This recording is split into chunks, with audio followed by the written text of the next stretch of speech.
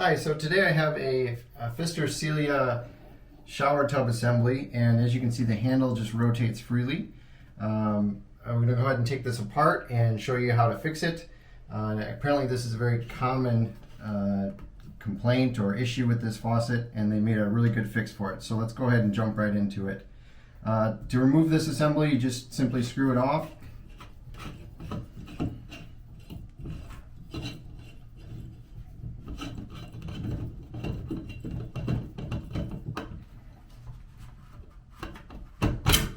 And right there you see is the culprit.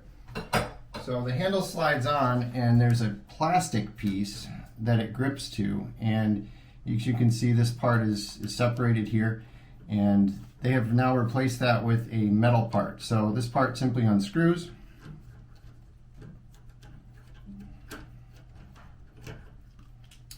And then in the meantime, while you're ordering the part, you can use a simple pair of channel lock pliers to grab this and turn very easily the faucet on and off. Without it, it's very hard to do so. So this is the other half. Again, it just pulls off. And they replaced it with this brass piece here, okay? The part number will be in the description. As you can see, that's all one piece. Simply thread the existing screw in. Slight turn of the Phillips head screw there.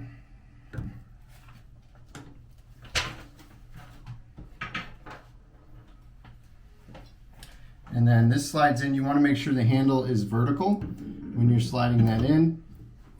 And then just rotate the collar to tighten that back up.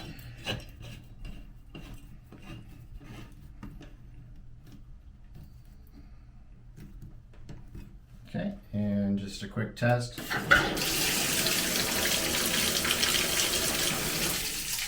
So now obviously with that metal part, it should last much longer. This shower is maybe 2 to 3 years old. It doesn't get used on a daily basis. So this is just a known defect. I'm glad they replaced it with the metal part. Hope this helped.